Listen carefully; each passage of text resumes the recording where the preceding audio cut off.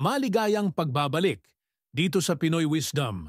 Kamakailan lang, si Carlos Yulo ay nagbigay ng malaking karangalan sa Pilipinas sa pamamagitan ng pagkapanalo ng ginto sa floor exercise event ng 2024 Paris Olympics.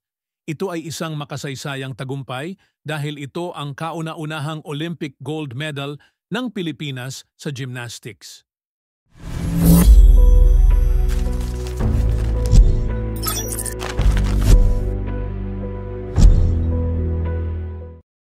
Dahil sa kanyang makasaysayang panalo, si Carlos Yulo ay makakatanggap ng 10 million pesos mula sa Philippine Sports Commission, PSC, bilang bahagi ng kanilang insentibo sa mga atletang nagdadala ng karangalan sa bansa. Ang halagang ito ay alinsunod sa Republic Act No. 10699 na nagbibigay ng malaking pabuya sa mga gold medalist sa Olympics. Bukod dito, inihanda rin ng gobyerno ang isang Hero's Welcome para kay Yulo, na kung saan sasalubungin siya ng parada at mga opisyal ng gobyerno sa kanyang pag-uwi sa bansa.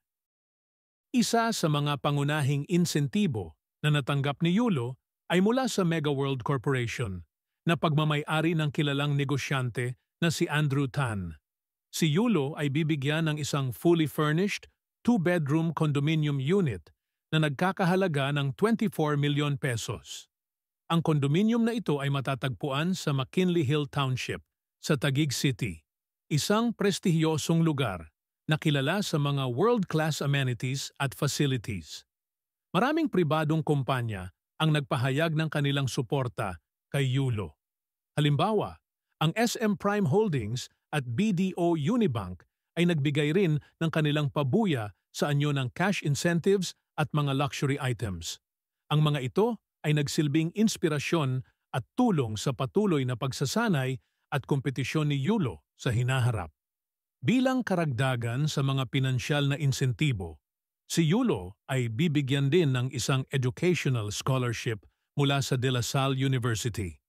Ang scholarship na ito ay naglalayong suportahan ang kanyang edukasyon habang siya ay patuloy na nag-eensayo at lumalaban sa mga kompetisyon sa gymnastics.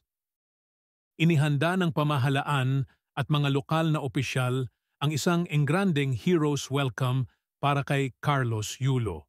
Sasalubungin siya ng parada at maraming tagahanga, pati na rin ang kanyang pamilya at mga opisyal ng gobyerno.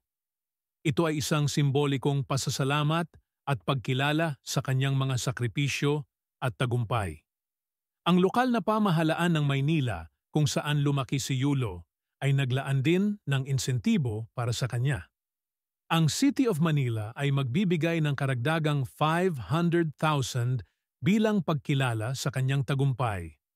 Ang alkalde ng Maynila, si Francisco Isko Moreno Domagoso, ay nagpahayag ng kanyang buong suporta at pasasalamat sa ipinakitang galing at dedikasyon ni Yulo sa larangan ng sports. Ang tagumpay ni Carlos Yulo sa 24 Paris Olympics ay hindi lamang para sa kanyang sarili kundi para rin sa buong bansa. Ang mga insentibong natanggap niya mula sa gobyerno at mga pribadong sektor ay patunay ng suporta at pagmamahal ng sambayanang Pilipino sa kanilang mga atleta. Ano ang inyong opinyon sa mga insentibo at parangal na natanggap ni Carlos Yulo? Sa tingin niyo ba ay sapat na ito bilang pagkilala sa kanyang tagumpay? Ibahagi ang inyong mga komento sa ibaba at pag-usapan natin. Maraming salamat sa inyong panunood. Huwag kalimutang mag-subscribe at i-click ang notification bell para sa mga susunod pang videos. Hanggang sa muli, dito lang sa Pinoy Wisdom.